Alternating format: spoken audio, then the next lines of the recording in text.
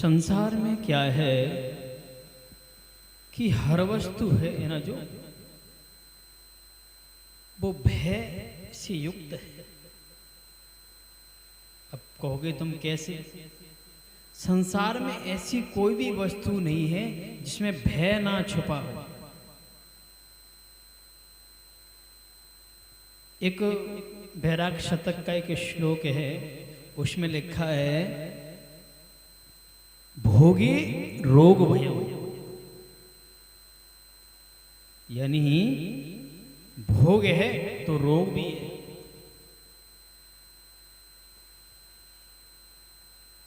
किसी भी वस्तु को भोग पूर्ण यूज करना, उसको यूज में लेना, यानी अत्यधिक उसको यूज करना, तो वो क्या है, आवश्यकता से ज्यादा उसका यूज करना तो भोग वो रोग बन जाता है।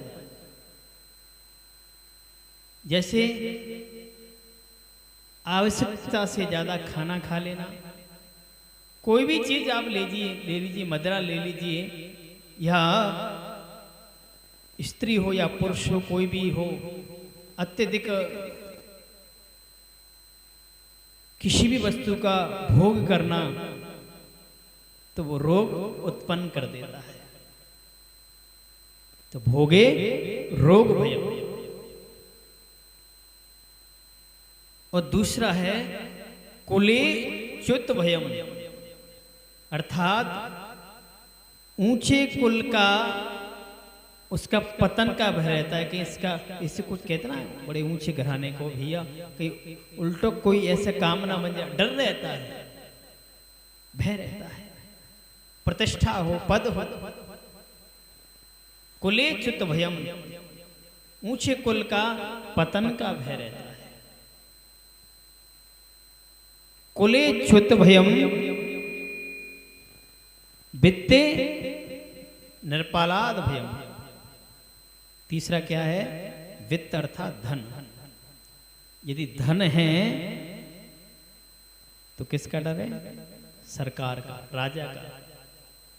भाई इसके पास ज्यादा धन है तो वो सरकार टैक्स लेगी, कर वसूल करती है। बड़े बड़े उद्योगपति हैं, सेलिब्रिटी हैं, उनसे करोड़ों करोड़ों रुपए का टैक्स लिया जाता है, सरकार लेती है। तो वित्ते निर्पालाद भयम,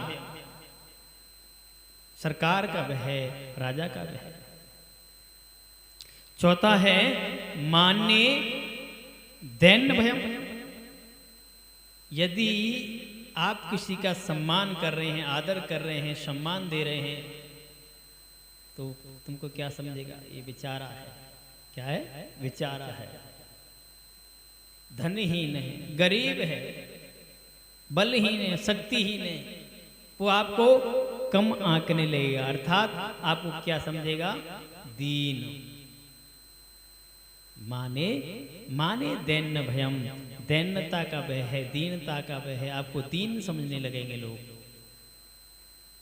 माने दैन्य भयम।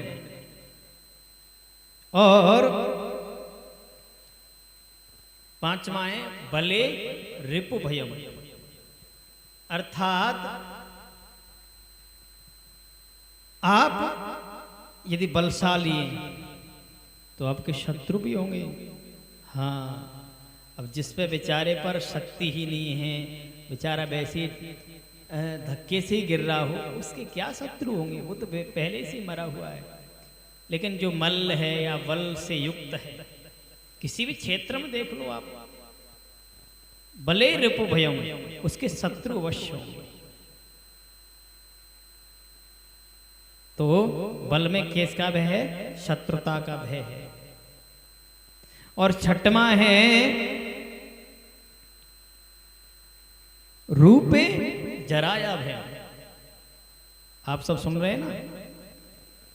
रूपे, जितने भी आप सुंदर सुंदर बैठे ना नौजवान, ये सुंदरता, इस पे भी बुढ़ापा आने वाला है।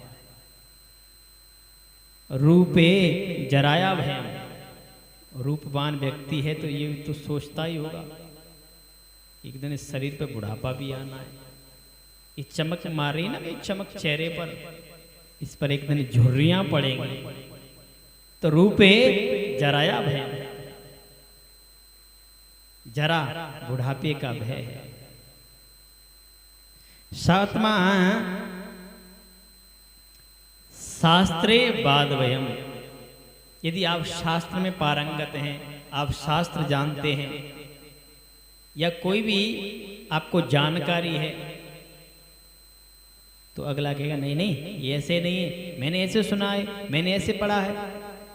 तो शास्त्रे वाद भयम, ये शास्त्र की ज्ञाता है तो वाद विवाद का भय रहता है। शास्त्रे वाद भयम। और गुड़े खल भयम, यदि आप में कोई गुड़ है, आप जो है गुड़वान है, कोई आप में कला है, गुड़ है, तो जलने वाले जलते हैं, अरे इस पे तो बड़ा इस कलाकार है बड़ा ही। और तो दुष्ट लोग होते हैं, दुष्ट अच्छे लोग होते हैं, प्रसन्न होते हैं, अच्छा अच्छी बात है, लड़का जो है बच्चा बड़ा होशियार है, टैलेंट है, लेकिन दूसरे दुष्ट होंगे ना, वो जलेंगे कुड़ेंगे। तो गुड़े खल वयम, गुड़ता में खल दुष्टों का भय रहता है। और आठवां है तुम्हारा काय, यानी ये शरीर है ना, इसको किसका भय पता है? काले कृतांता भयम, इसको काल का भय है। इसको किसका भय है? काये कृतांता भयम, इसको काल का भय है। एक दिन इसको जाना है, इसको क्या हो जाना है? जल के राख हो जाना है, गल के सड़ जाना है, क्या गति क्या पता क्या हुआ। इसको काल का भय है, पता नहीं कब इस काल आक्रमण कर दे, कब तुम्हारा समय हो जाए, कब आपको जाना पड़े। इसको काल का भय है, इस शरीर को। तो संसार में सर्वम वस्तु भयावह, संसार में हर वस्तु भय से युक्त है, भयपूर्ण है। सुन रहे हो? संसार में हर वस्तु भयपूर्ण है, केवल भय से युक्त।